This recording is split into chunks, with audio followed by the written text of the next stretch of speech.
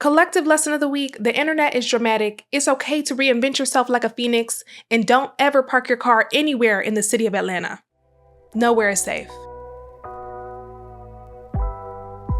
Hello everyone, my name is Naya and welcome to another episode of Let Me Just Say This. I hope you guys are doing well. I missed y'all. Oh my gosh, I hope you guys had an amazing Thanksgiving, or as I like to call it, greens, beans, potatoes, tomatoes, hog dog. Yeah, you name it. I'm talking collard greens, candied yams, cornbread, turkey, everything.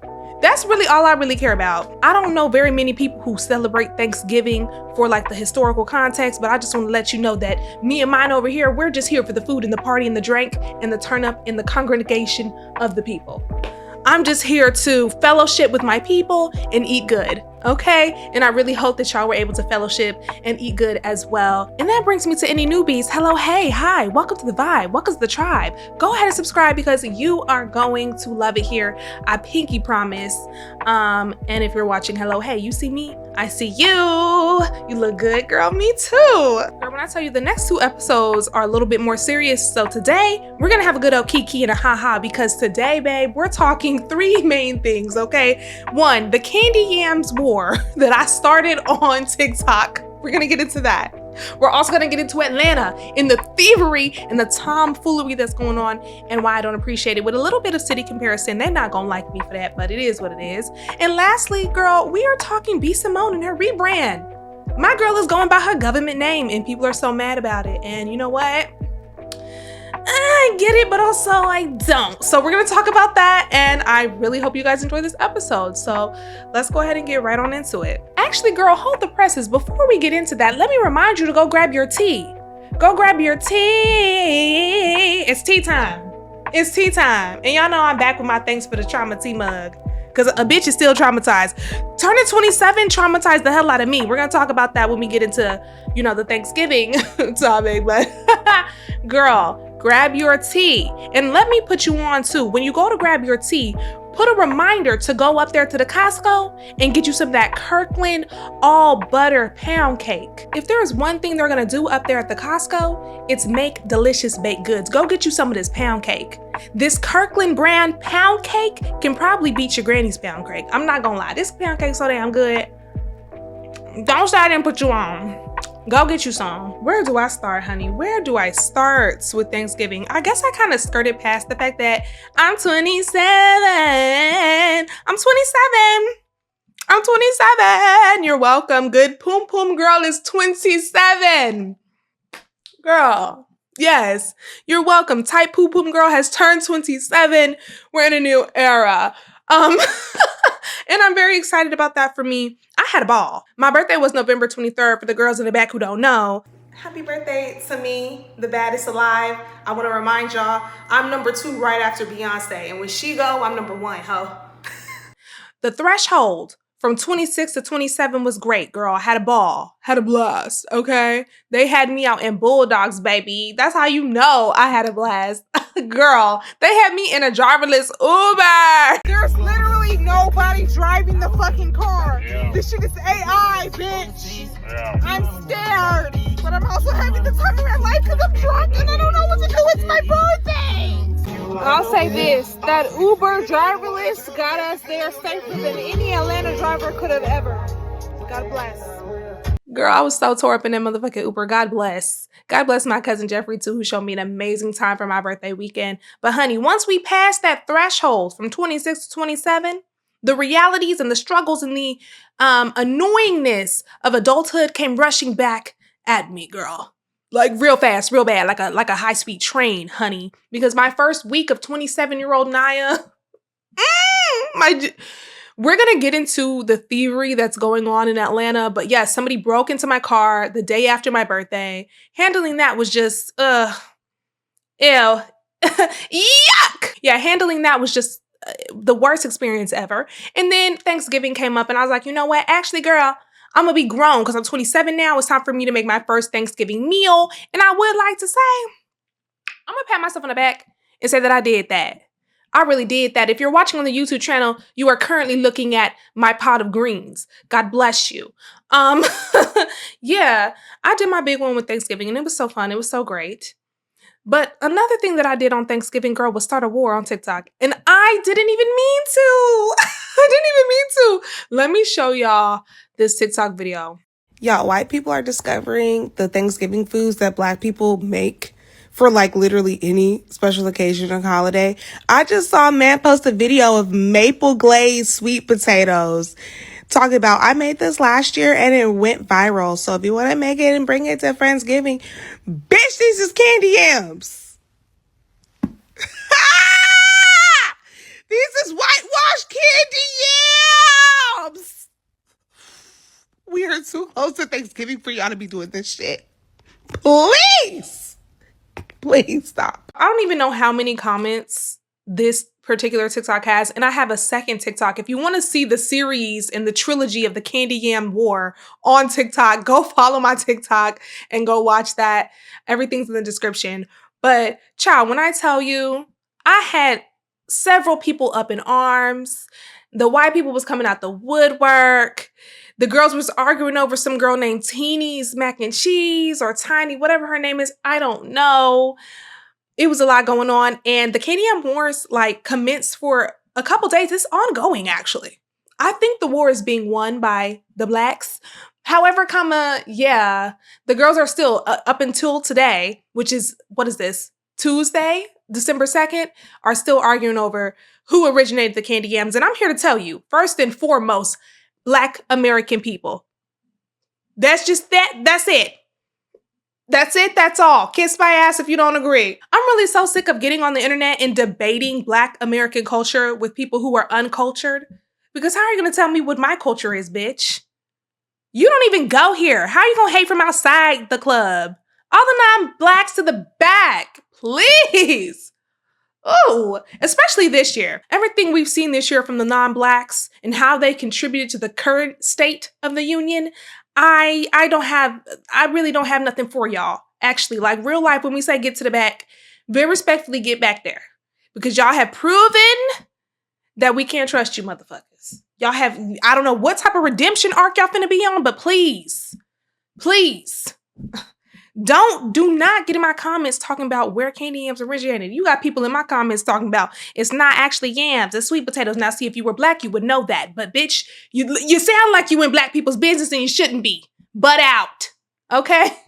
Girl, I captioned one of those videos. Somebody gonna find this in 10 years and cancel me, and they probably will. In 10 years, they'll probably find a way to rewrite history. You know, I really didn't expect the Candy Yam War to blow up as much as it did. They even went to that man's page, the original guy that I was commenting on, plus 2 other people who just caught strays, who also made some type of maple glazed sweet potato. Baby, when I say they're in those comments, woo, boy, they're in those comments bad. And I feel bad, low-key, but at the same time, actually fix yourself.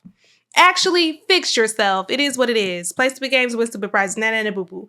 But yeah, I did not expect the Candy Yam Wars to blow up as much as they did.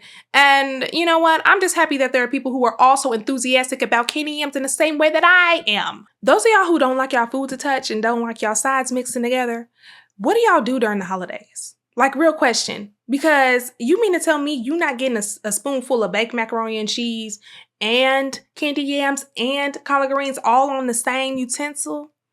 You eating it separately? I think that's a sign of a psychopath, actually. I think y'all actually might be a little bit crazy. I want to really know, like, y'all, whew, Lord. Girl, anyway, I digress. Let me stop attacking people. Child, if you want some free entertainment, go to that comment section. Because when I tell you, it got really real in my comments during the Candy Yam Wars, babe. But all in all, I had an amazing Thanksgiving. I really hope y'all had an amazing Thanksgiving too. And if you didn't have no good home-cooked food for Thanksgiving, okay? I need you to get in your bag for next year and really get in your bag for Christmas. It's time to start prepping where you're going to eat for Christmas. If you did not like where you ate or what you ate on Thanksgiving, you need to be planning now where you're going to eat for Christmas, girl. Where are you going to eat for Christmas, baby? Because you don't deserve 2 holidays of bad food in a row. That's crazy. Child, moving on to Atlanta, girl, and the thievery happening in Atlanta, Georgia. Only in Atlanta where you can be in the city, helicopters around you. You think something going wrong, but you just enjoying life and eating.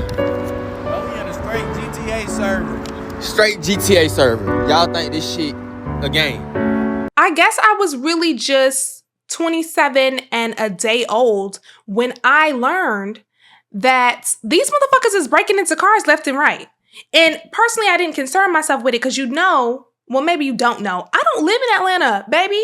I just frequent Atlanta. And when I stay in Atlanta, I tend to stay in a hotel. And because I'm staying at a hotel, girl, I'm valet. And I'm not parking in all types of in the wazoo. You feel me? But this time, I was visiting a family member near the Clark Atlanta Morehouse Spelman, little complex.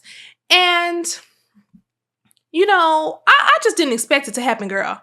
I didn't expect it to happen. They most definitely Atlantized me. I got victimized in Atlanta, girl. They broke into my car, stole something out of my car. They stole the lady's car parked next to me. They stole her car entirely. APD ended up finding her car in working condition, but they stole everything out of that lady's car, y'all. They stole her baby's car seats a couple days before Thanksgiving. Honey, I did not know how bad it was. Apparently, this was a coordinated attack. Apparently, they've been robbing and stealing and scheming on people's vehicles all throughout the city of Atlanta. And they're even saying it's getting serious enough.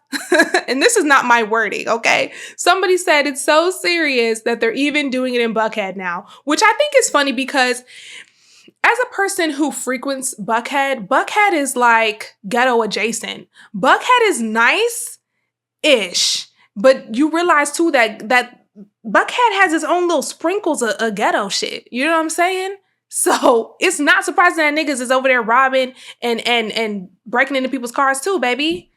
Buckhead honestly would be the first place that I would be breaking into some shit. I'm not gonna get into the story time of handling this because that is an entirely different TikTok series that I will be posting later, girl, because I'm so fed up with the people. Let me just say this though. For the people of Atlanta, okay, why is it that anytime some fuck shit happens, y'all always respond, well, that's just Atlanta. That's just what we do here. It really just sounds like y'all don't want to hold your fellow ATLians accountable. Here's the thing about Atlanta, okay? And I knew this, but I didn't know it fully. Atlanta is like a safe, non-safe city.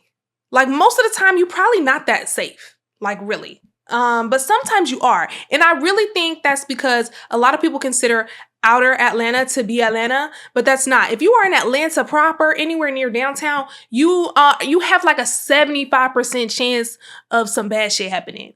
Like of somebody breaking into your car, of, a homeless person biting you or swinging on you, somebody running up on you. Like, yeah, not very safe. I made a video a while ago saying that Atlanta is a city of scammers, but I would like to add to that Atlanta is the city of grand theft auto, babe. Grand theft anything, good old-fashioned thievery, baby. They will do a drive-by wig snatch on your ass in Atlanta. They have come to steal my wig from me in broad daylight. Can you imagine? I just hear, I said, huh? What's that? I turn around, I just see her car speeding off. At this point, I'm just confused, like, what the fuck just happened? So I'm just standing there confused because everything happens so fast. And I just touch my head like this. That's when I realized, hey, my wig is no longer on my head. Either we need air tags on our wigs because some of these wigs cost more than cars, or we need a device, an activation system, where when somebody comes within 5 feet of your lace, it automatically triple locks down, okay? It's not going anywhere. Now, you may say, Rashonda, I'm not fighting nobody over no wig, but let me tell you something. First, they was snatching purses, then chains, and now wigs. If we don't stop it, next, they're going to be taking our shoes, okay? So I nominate that we immediately, okay, nip this in the bud. Stomp them in the ground. Send them to Sky Daddy and go on home. Police does not have to be involved. Thanks. Like, you can't even put your cup down in Atlanta. Somebody going to come and snatch that bitch up, okay? And I'm so sick of it. I'm actually sick of it. And I'm sick of y'all who live in Atlanta. not holding these motherfuckers accountable. You know what? I really feel like Atlanta is a phase. You know what I'm saying? Don't get me wrong. I love Atlanta. I think Atlanta is a lot of fun. But when you get grown, being in Atlanta and being in the mix of Atlanta shit gets fucking old. Like, you outgrow Atlanta. Atlanta is a phase. It's a phase. There comes a certain point while living in Atlanta that you realize it's not a real city. Like, we have 19-year-old YouTubers that drive Hellcats and live in high-rise apartments. For some reason, everybody owns a clothing brand. And then you have a subset of people that don't have real jobs, but they always have money. Also, everything feels like finesse. Why am I paying $40 for parking?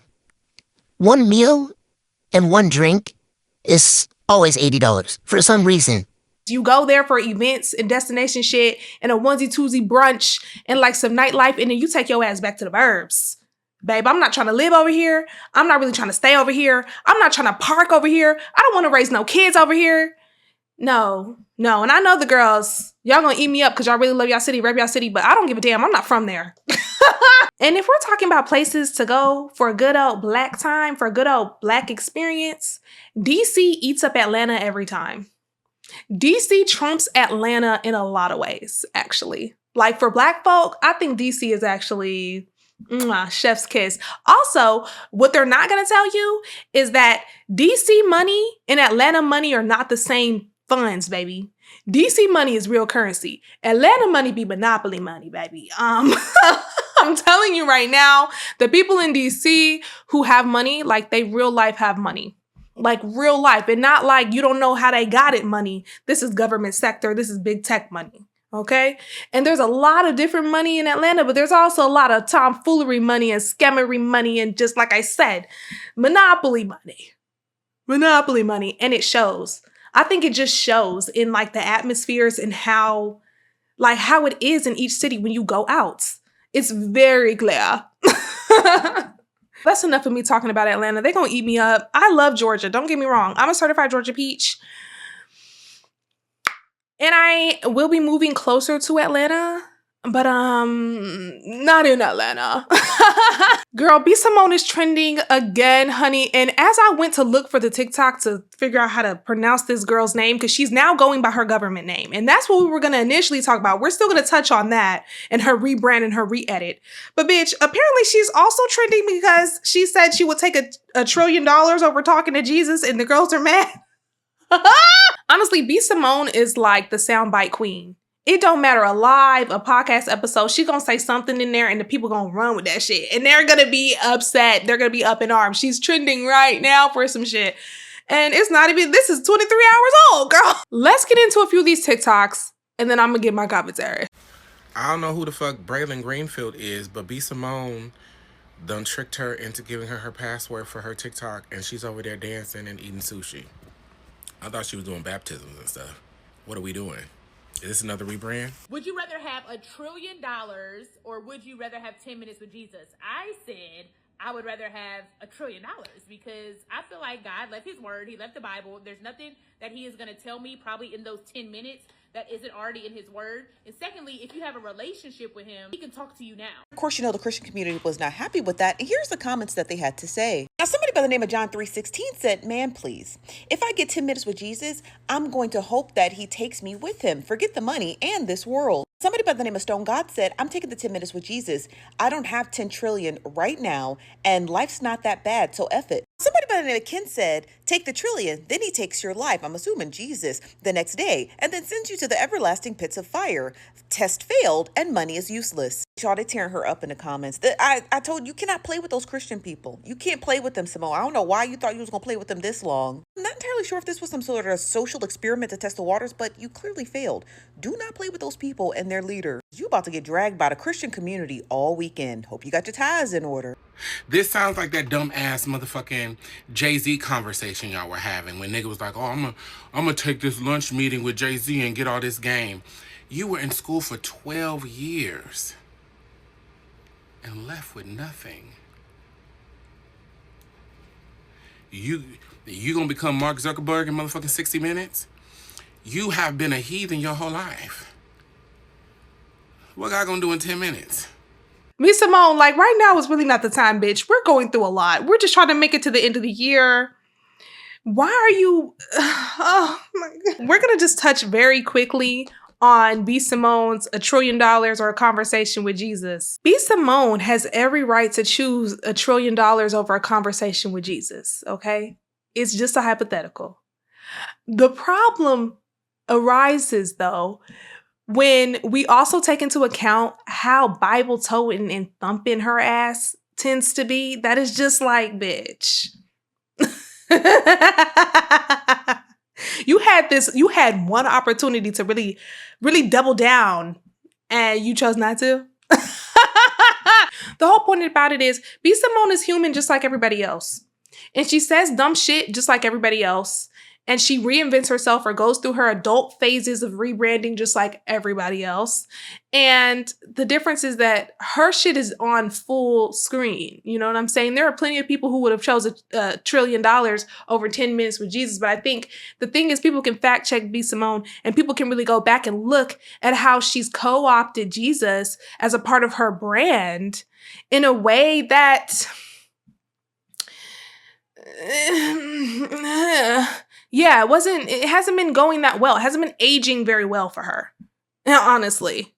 So in this moment, people aren't hearing her say, oh yeah, God is with me and I can have a 10-minute conversation with God all the time. Even though, bitch, this is an unrealistic hypothetical. We all know what is meant when they say a face-to-face with Jesus or God, or whatever people believe God or perceive God to look like, okay? We all know what that means.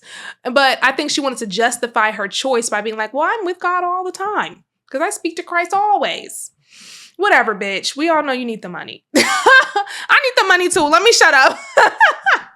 I need that money. The hypothetical of $1 trillion versus a conversation with God is just so stupid to me. It's actually extremely dumb, and it's annoying that a lot of self-righteous people will come out of the woodwork and be upset that people choose $1 trillion. And mind you, this is an unrealistic choice. It's like an impossible choice. I don't necessarily fault B. Simone for her explanation or anything like that. But the girls on the internet, they're going to drag her no matter what. And that's just what happens when you don't have consistency across your character and who you are. And that brings me back to the rebrand. You know, it's okay to rebrand. Everybody rebrands. I rebrand every 3 to 6 months, baby. Every full moon, I'm a different bitch. And that's okay. That's fine. It's okay to figure out who you are and change and grow. But I think the thing is, with some of these like rebrands that the girls go through aren't just like a series of steps and changes that they've made that show their growth as a person. It's usually like a drastic change, like them going by a completely new name, like them adopting this faith like super duper fundamentally, like them jumping from one basket to another one because the last basket didn't fucking work. Like, girl, at some point it's like, well, who really are you? Nobody even knows who you actually are. Who are you for real? Or are you an opportunist? Are you a person that's just going to jump from one wave to another as long as it's serving you or suiting you? And I think that's why people have an issue with B. Simone.